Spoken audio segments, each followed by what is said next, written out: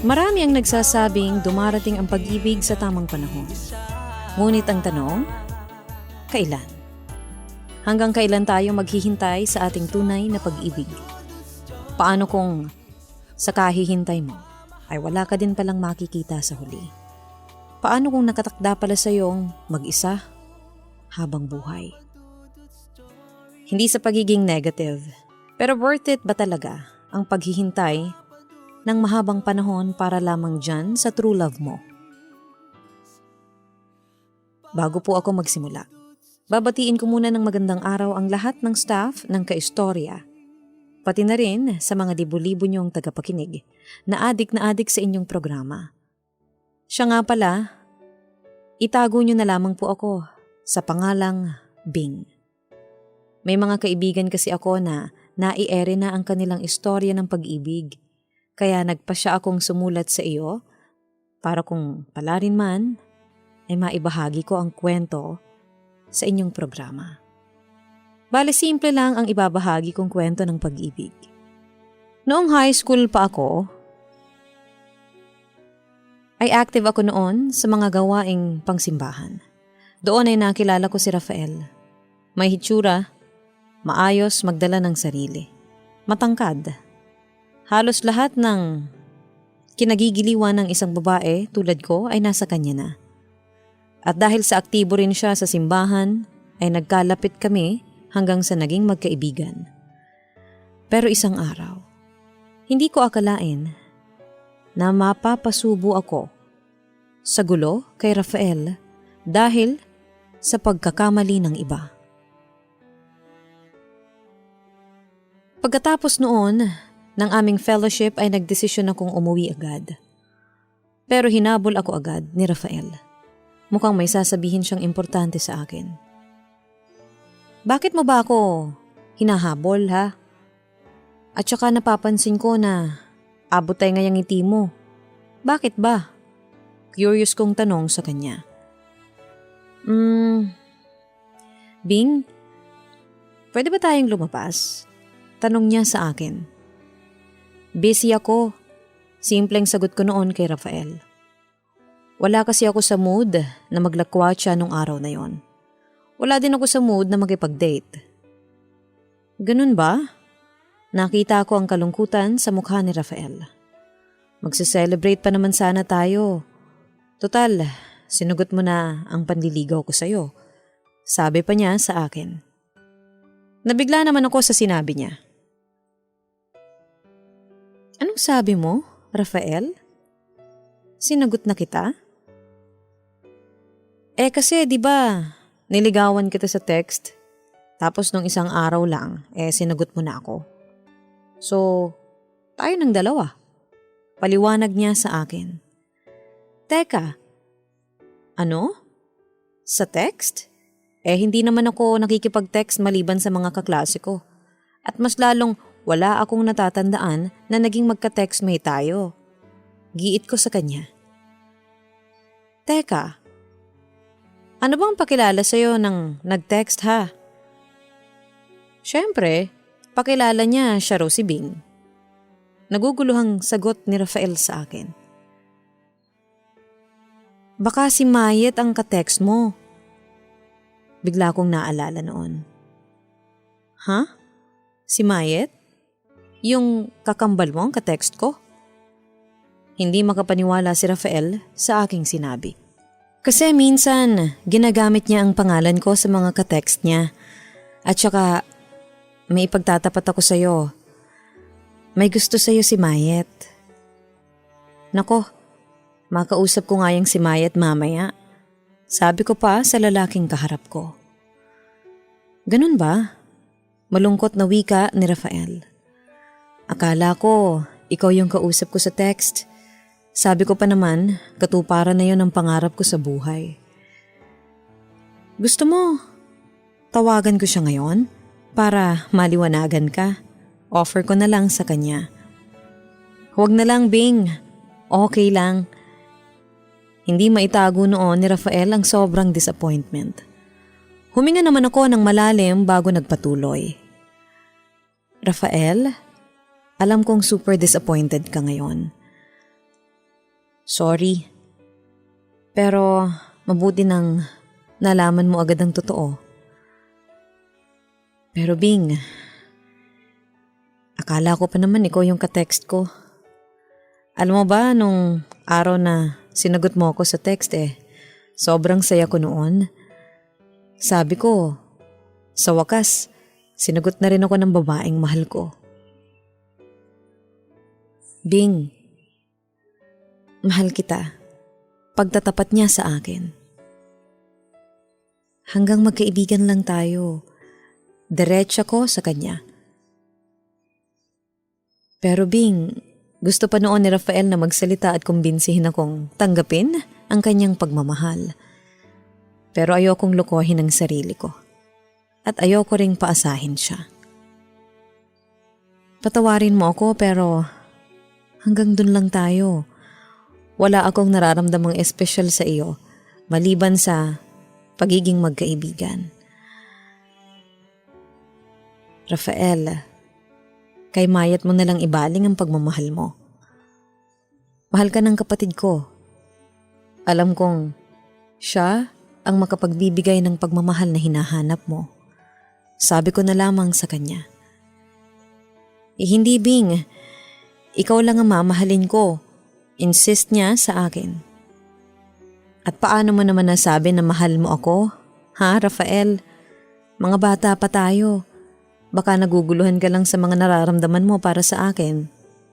Baka puppy love lang yan. Katwiran ko sa kanya. Hindi Bing. Hindi naman hadlang ang edad para maramdaman ko sa sarili ko na mahal kita. Hindi ito puppy love at sigurado ako doon. Paniniguro niya sa akin. Patawad, pero hindi pa ako handang magmahal. Huwag mo nang ipilit sa akin ang sarili mo. Ang pag-ibig, kusang umuusbong. Hindi pinipilit. At kung pipilitin natin ang mga sarili natin, hindi rin tayo magiging masaya. Paliwanag ko noon kay Rafael. Kaistorya, kahit nasa kanya na ang lahat ay hindi pa rin niya napatibok noon ang puso ko. Kaya sinabi ko agad sa kanya na hanggang magkaibigan lang kami. Ayoko naman siyang paasahin kaya dinerecha ko na siya. Bukod roon ay alam kong malaki ang pagkakagusto ng kakambal ko na si Mayet kay Rafael. Samantala, noong mga panahong iyon ay may bagong dating sa aming baryo. Si Taron. Bale, siya ang pamangkin ng kumpare ng tatay ko na nagtatrabaho din sa farm na pareho nilang pinagtatrabahuhan. At dahil madalas ako doon sa farm, ay palagi kaming nagkikita ni Taron. At makalipas nga ang 1 taon, ay nagkalapit kami sa isa't isa. Doon ay sumama na si Taron sa tropahan kung saan ako kabilang. Isinama rin niya ang pinsan niyang si Arturo. Kaistorya, pagkatapos ng trabaho sa farm ay madalas kaming magbondingan ng mga magtotropa. Simula noon ay naging close na kami ni Taron. At dahil sa closeness namin ay hindi maiwasang mahulog ang loob niya sa akin. Madalas akong sulatan ni Taron at ipinapadala niya ito sa kakambal ko na si Mayet. Minsan may pagkakataon din na inaalayan niya ako ng mga tula. Pero noong mga panahong iyon ay hanggang kaibigan pa lang ang nararamdaman ko kay Taron. Samantala, isang araw habang nasa isang resort ako kasama ng aking mga kaibigan ay nakatanggap ako ng tawag mula kay Rafael. Nasaan ka, Bing? Tanong niya noon sa akin. Naririto kami sa beach sa Laia. Sagot ko sa kabilang linya. Nga pala, si Mayet. Kamusta na dyan? Kasama mo ba? Tanong ko naman sa kanya. Naririto ako sa bahay ninyo. Pinatuloy ako ni Mayet. Nasabi nga niya sa akin na kasama mo raw sina Taron at Arturo. Oo, kasama ko sila mag-beach. Kasama ko rin sina Ate Bekay at Nanay, tugon ko. Sandaling nanaig ang katahimikan sa kabilang linya. Para bang may pag-aalinlangan si Rafael na sabihin ang kanyang saloobin. Pero makalipas ang ilang minuto ay nagsalita din siya. Bing?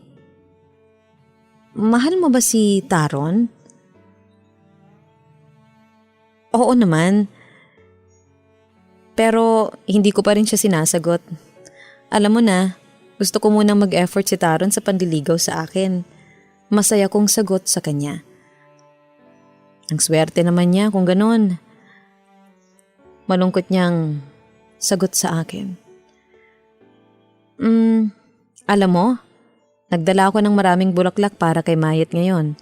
Pero, alam mo ba, para talaga yun sa'yo kung sinagot mo ako. Sabi pa niya sa akin. Rafael, ilang buwan na kayong magkarelasyon ng kakambal ko. Hanggang ngayon pa rin ba hindi ka pa rin makamove on sa akin? Rafael, mahal ka ni Mayet. Huwag mo naman sanang lokohin ang kakambal ko. Seryosong sabi ko sa kanya. Bing, ikaw talagang mahal ko, hindi ang kakambal mo eh. Alam mo ba, handa akong iwan si Mayet, sagutin mo lang ako. Sabi pa niya sa akin. Na siyang ikinagalit ko. Hindi Rafael, huwag mong saktan ang kapatid ko. Hindi mangyayari kailanman ang gusto mo. Pero mahal kita, Bing. Giit pa niya sa akin. Hindi kita mahal. Wala akong espesyal na nararamdaman para sa iyo. Patawarin mo ako. Pagkatapos noon ay binaba ko na ang phone at nagpahinga ng malalim. Hindi ko naman namalayan na umahon na pala si Taron at nakatayo na pala sa likod ko. May problema ka ba? Sinong kausap mo sa cellphone? Tanong niya sa akin. Si Rafael lang yon. Nangungumusta lang. Kasama niya ngayon si Mayet. 6 months sa rin nila ngayon. Sagot ko. Tayo ba, Bing? Kailan ba tayo magdiriwang ng monthsary? Na hihiyang tanong sa akin ni Taron. Nako Taron, saka mo nalang isipin yan. Natatawang sabi ko. Pero napansin kong seryoso noon ang mandiligaw ko. Basta, ipagpatuloy mo lang ang pagsuyo mo sa akin. Malay mo, makaisang araw, mapa-oo mo na ako. Sabi ko na lang sa kanya. Bing, may sasabihin sana ako. Magpapaalam muna ako sa'yo. Aalis kasi ako. Malungkot niyang pagtatapat sa akin. Saan ka pupunta? Curious kong tanong sa kanya. Babalik muna ako sa probinsya para mag-aral. At saka, alam mo ba, nagbabalak na rin akong tumigil sa bisyo ko. Hindi na rin ako iinom at maninigarilyo. Magiging seryoso na ako sa buhay para naman maging karapat-dapat na ako sa'yo pagdating ng panahon. Wika niya sa akin. Sana, huwag mong gawin yan para lang sa akin. Isipin mo na para din yan sa'yo. At saka isa puso mo ngayon lahat ng mga sinabi mo sa akin. Good luck sa'yo, Taron. Sana magtagumpay ka sa plano mo. Sinserong sabi ko sa kanya. Mamimiss kita. Nalulungkot niyang wika sa akin. Huwag kang malungkot. Alam kong magkikita pa ulit tayo. Paniniguro ko kay Taron para mawala ang anumang lungkot na kanyang nararamdaman nung oras na yun. At yun nga kaistorya. Natuloy din si Taron sa pagbalik sa kanilang probinsya para mag-aral. Aaminin kong na-miss ko talaga siya ng lubos. Lalo na nung bihira na lang kaming magkausap sa chat o social media dahil sa sobrang busy niya. Nanghihinayang ako noon kasi hindi ko nasulit ang mga araw na magkasama kami. Oo, na-realize kong mahal ko si Taron kung kailan wala na siya. Samantala istorya, hindi lang si Taron ang naging kaklose ko noon, kundi pati na rin ang pinsan niyang si Arturo o madalas naming tawaging Kuya Turo. Si Kuya Turo ay ex-boyfriend ng kapatid kong si Ate Marjorie. Pero hindi man sila naging successful ng kapatid ko, ay nanatiling close friend namin si Kuya Turo. Pero isang gabi, hindi ko in-expect na malalaman ko mula kay Kuya Turo ang totoo niyang nararamdaman para sa akin. Bing, may gusto akong sabihin sa'yo. Mahal kita. Biglang pagtatapat sa akin ni Kuya Turo. Matagal ko nang gustong sabihin ito sa'yo, kaso nahihiya lang ako. Pagpapatuloy pa niya. Samantala, tulad ng sinabi ko kanina, ako yung tipo ng babaeng derechahan dahil ayaw kong paasahin pa ang isang lalaking wala naman akong nararamdamang pag-ibig. Wala akong ibang nararamdamang espesyal sa'yo maliban sa pagiging kaibigan, diretsa ko sa kanya. Handa akong patunayan sa'yo na akong karapat-dapat sa'yo, wika niya. Pero paano ang pinsan mo? Si Taron. Ayokong dumating sa puntong mag-aaway kayong magpinsan dahil sa akin. Sabi ko naman sa kanya. Mahal mo ba si Taron? Seryoso niyang tanong sa akin. Oo, mahal ko siya, Kuya Turo. Magpaplano na nga akong sagutin siya pagbalik niya. Buong pagmamalaki kong wika sa kanya. Gaano ka naman kasiguro na babalik pa siya? Para sa'yo. Panunubok pa niya sa akin. Malaki ang tiwala ko kay Taro. Hindi siya yung ibang lalaki na nagpapako lang ng pangako. Nung pinangako niya sa akin na babalik siya para suyuin ako, alam kong tutuparin niya yon. Iyon na lamang ang sinabi ko sa kanya. Pagkatapos noon ay umalis na ako at iniwan siyang nasasaktan dahil binasted ko. Ayun, kaistorya. Ilang beses pa rin akong sinuyo ni Kuya Turo kahit na palagi ko siyang binabasted. Hanggang sa nainis na ako at tuluyan ko na siyang iniwasan. Sobrang nasaktan siya sa ginawa ko. At nabalitaan ko na lamang mula sa ilang mga kaibigan ko na madalas siyang maglasing dahil sa sobrang pagmamahal sa akin. Hanggang sa isang araw, isang pangyayari ang hindi ko inaasahang magagawa ni Kuya Turo. Bing, nakikiusap ako. Kahit na lumuhod pa ako sa'yo, gagawin ko. Mahalin mo lang ako. Pagmamakaawa niya sa akin nang puntahan niya ako sa aming bahay. Nagkataong wala doon ang mama ko at si Ate Marjorie. Si Mayet naman ay namalengke ng sandali. Di ba may girlfriend ka na? Ayokong mang-ago ng boyfriend ng iba. Hindi ako ang babaeng nararapat sa'yo. Giit ko sa kanya. Handa akong hiwalayan ng girlfriend ko para sa'yo. Sabi pa niya pero nainis na ako. Tama na Arturo. Tinawag ko na siya sa buo niyang pangalan. Ibig sabihin nun ay galit na ako. Pakiusap. Huwag mo nang ipilit pa ang alam nating hindi pwede. Kuya Turo. Nagikiusap ako. Umuwi ka na sa inyo. Utos ko pa sa kanya. Sa puntong yon ay nagtaas na siya ng boses sa akin. Hindi, Bing. Hindi ako uuwi hanggat hindi mo sinasabi sa akin na mahal mo rin ako. Pagkatapos noon ay pinwersa niya akong hawakan at halikan. Ano ba, Kuya Turo? Bitawan mo nga ako. Ano ba? Nasasaktan ako. Buong lakas kong pagpalag sa kanya. Pero sadyang malakas siya noon, kaya nahahawakan na niya ako sa aking masiselang parte ng katawan. Mahal na mahal kita, Bing. Handa kitang panagutan. Wika niya sa akin bago niya ako pagsamantalahan.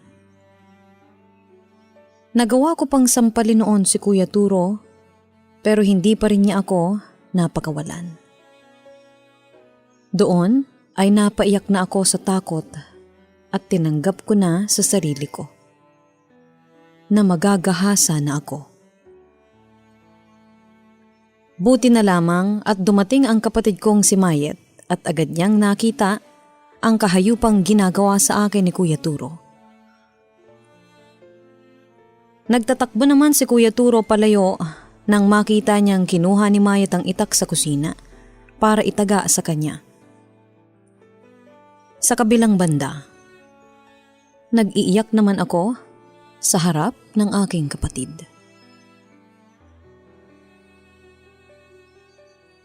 Kaistorya, nang malaman ito ng mama ko ay nagbalak siyang magsampa ng kaso laban kay Kuya Turo pero agad ko silang pinigilan.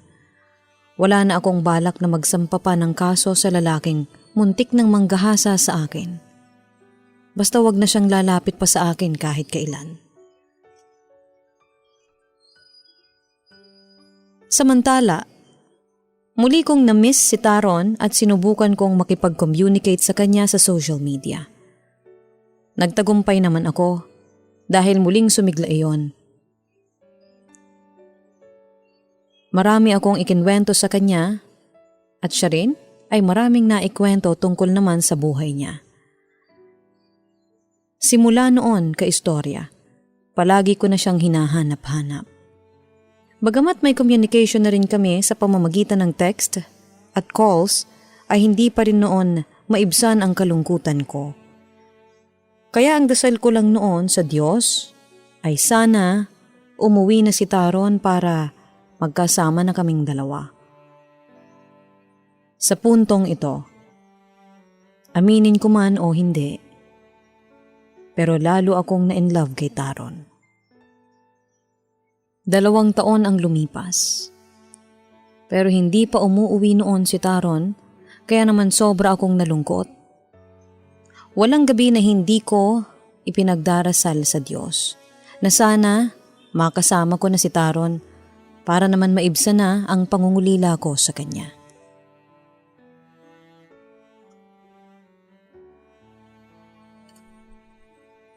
Samantala, noong mga panahon ding iyon ay tumutulong sa akin sa pag-aaral ko si Kaka Densyo, na isang caretaker sa farm. Noong una, mabait siya sa akin at parang apo ang turing niya sa akin. Pero simula nang ma-stroke siya ay unti-unting nag-iba ang kanyang pakikitungo sa akin. Kaistorya, doon ko na-realize noon na ang pagtulong pala ni Kaka Densyo sa akin ay may hinihintay palang kapalit. At dahil takot na takot ako, pero hindi ako nagpapahalata, unti-unti akong lumayo kay Kaka Densyo, na siyang ikinagalit nito. Kaistorya, dumating pa sa puntong pinagtangkaan na ni Kaka Densyo ang buhay ko. Nung una, palaging may nag-iiwan ng patay na pusa sa harapan ng bahay namin. Hanggang sa isang umaga, nakita namin sa aming pinto ang kinatay na katawan ng alaga naming aso. At hindi pa nagtatapos doon ang kanyang pananakot. May pagkakataong may nagpaputok pa ng baril sa aming bahay na siyang ikinabasag ng mga urn o lagayan ng abo ng mga yumao kong lolo at lola. Dahil doon ay humingi na kami ng tulong sa pulisya. Pero hindi na nila mahagilap noon si Kaka Densyo. Nagtatago na ito. Lalo kaming kinabahan dahil anumang oras ay gaganti yun sa amin, lalo na sa akin. Hanggang sa isang araw, habang pauwi ako sa bahay ay may humintong tricycle sa tapat ko at lumabas doon si Kaka Densyo. Pilit akong isinakay sa loob. Buti na lamang at tiyempong napadaan si Kuya Turo at iniligtas niya ako mula sa manyakis na si Kaka Densyo. Nagbuno silang dalawa. Bagamat walang baril na hawak si Kaka Densyo, ay may daladala naman itong balisong at walang awa na tinarak ito kay Kuya Turo. Samantala, bagamat sugatan si Kuya Turo, ay nakuha pa rin niyang matalo si Kaka Densyo nang masuntok niya ito sa panga na siyang naging dahilan para mawalan ng malay ang matanda. Agad naman akong tumawag ng pulis at nahuli nila si Kaka Densyo habang si Kuya Turo naman ay agad na dinala sa ospital para magamot.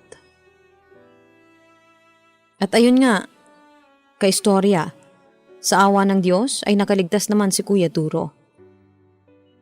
Doon ay muli kaming nagkausap at humingi siya ng tawad sa akin sa tangka niyang pag-rape noon sa akin. Pinatawad ko na rin siya dahil sa nakita ko namang nagsisisi siya at iniligtas din naman niya ang buhay ko mula sa isang rapist. Simula noon ay naging magkaibigan ulit kami ni Kuya Turo. Nagpatuloy ang komunikasyon namin noon ni Taron. Hanggang sa isang araw ay isang aginaldo mula sa Diyos ang aking natanggap. Bing! Tawag sa akin ni Taron. Agad ko namang niyakap siya pagkakita ko sa kanya. Grabe, namiss kita. Mukha ngang namiss mo ko. Ang higpit kasi ng yakap mo sa akin eh. Natatawang wika niya sa akin. Kamusta ka na, Taron? Agad naman siyang sumagot sa aking tanong. Eto, mabuti naman. Pero alam mo, aaminin ko sa'yo, malungkot ang naging pamamalagi ko doon sa probinsya kasi ikaw lang palaging nasa isipan ko. Hindi naman kasi sapat yung hanggang text lang yung komunikasyon natin. Pero ngayon, masaya na ulit ako kasi nagkita tayo ulit. Ikaw, kamusta ka rin? Tulad mo, okay na rin ako kasi nakita at nayakap na rin kita. Sagot ko naman sa kanya. Ibig sabihin ba niyan, love mo na talaga ako? Panunubok pa niya sa akin. Oo na, love nga kita. Kinikilig kong wika sa kanya. Kung ganun, sasagutin mo na ang panliligaw ko sa'yo? Mabilis naman akong sumagot sa tanong. Oo, pinatunayan mo naman sa akin na mahal mo talaga ako at deserve mo ang pagmamahal ko. Girlfriend mo na ako ngayon. Tuwang-tuwa naman si Taron sa narinig niya mula sa akin. Salamat, Bing. Pangako, mamahalin kita ng tapat at kahit kailan ay hindi kita paiiyakin o sasaktan. Pagtatanggol din kita sa mga taong magtatangka sa buhay mo, sabi pa niya. Kaistorya, nang bumalik si Taron at naging boyfriend ko na siya, ay labis ang naging katuwaan ko. Nawala na ang lungkot na dati kong nararamdaman noong wala pa siya. Naging masaya naman ang relasyon namin. Mas dumalas ang pagbibigay niya ng love letter sa akin at madalas niya akong alayan ng mga tula. Kaistorya, parang umikot na noon ang mundo ko kay Taron. Akala ko noon, wala nang katapusan ang kasiyahan naming iyon. Pero nagkamali ako. Dahil isang araw, isang matinding pagsubok ang dumating sa aming relasyon. Bing, si Mayat nasa kabilang linya. Wika sa akin ang amo kong si Ma'am Cynthia. Agad naman akong lumapit sa kanya at sinagot ang telepono. Hello, Mayat? Bakit ka naman napatawag? Si nanay, kamusta? Tanong ko sa kanya. Heto, mabuti naman kami dito sa probinsya. Nga pala, Bing. Si Taron, malungkot nitong wika sa kabilang linya. Agad naman akong nakaramdam ng kaba. Oh, anong nangyari kay Taron? Nag-aalalang tanong ko tungkol sa aking boyfriend. Nasangkot sa nakawan ng boyfriend mo. Balita sa akin ni Mayet. Nagulantang naman ako sa natanggap kong balita. Sigurado ka? Baka naman napagbintangan lang ang boyfriend ko. Agad namang sumagot si Mayet. Nahaharap sa kaso si Taron kasi umamin siya na siya ang nagnakaw ng mga feeds sa farm na pinagtatrabahuhan niya. Sabi pa niya, inutusan siya ng tito niya na magnakaw. Ano na ang nangyari kay Taron? Nag-aalala kong tanong sa kanya. Nakapagpiyansa naman si Taron sa tulong ng mga magulang niya pero bumalik na ulit sila sa probinsya nila. Kwento pa sa akin ng aking kapatid. Ganoon ba? Kaya pala hindi nagre-respond sa akin ang boyfriend ko. Nag-aalala kong sabi sa kanya. Mayet, kinakabahan ako. Bakit ka naman kakabahan? Nasa mabuting lagay naman ang boyfriend mo, wika niya. Ewan ko, pero parang kinakabahan ako na baka hindi na niya ako balikan. Huminga naman ng malalim si Mayet bago nagsalita. Huwag kang mag-alala at mukhang mahal ka naman ni Taron. Hindi ka niya iiwan.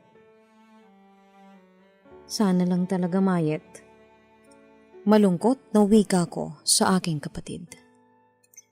Kaistorya, ang insidenteng iyon ang siyang nagpalayo sa amin ni Taron ng tuluyan. Simula noon ay hindi na siya nagparamdam sa akin.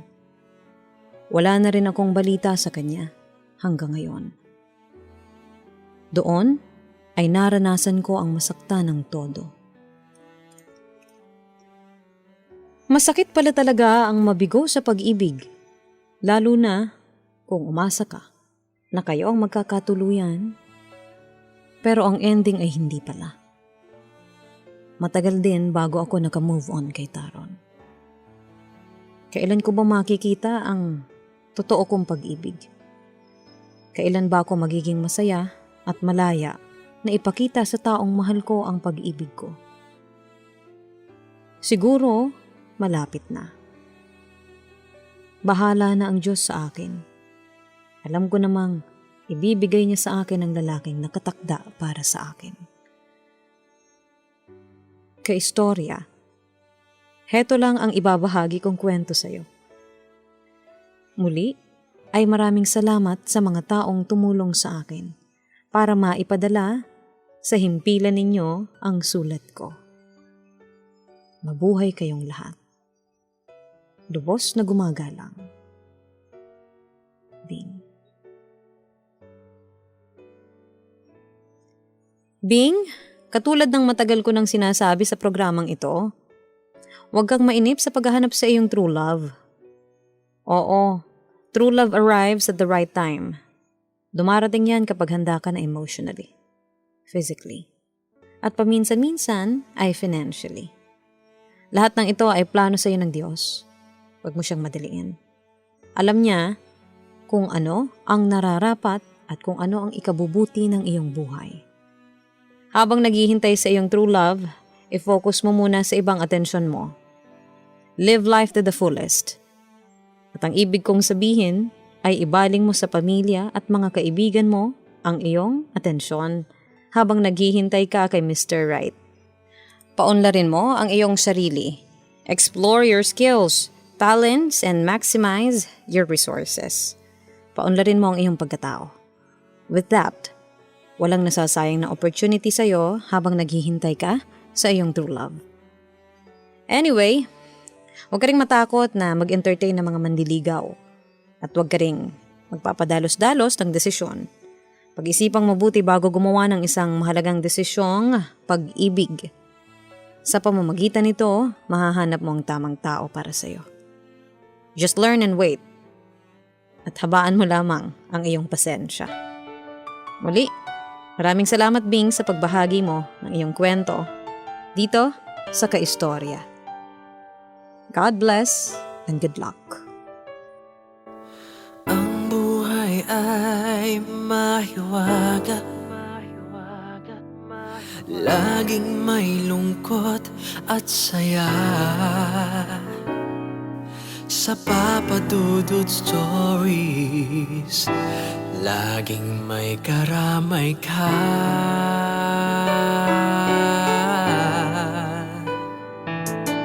Mga problemang kay bigat, dito ay pakikinggan ka. Sa Papa Dudut Stories, kami ay iyong kasama. Dito sa Papa Dudut Stories, ikaw ay hindi nag-iisa.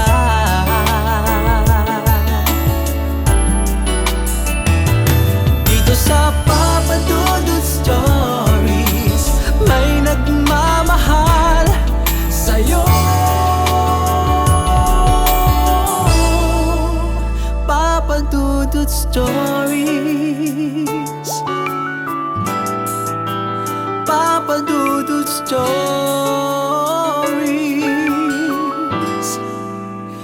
Papa Dudut Stories.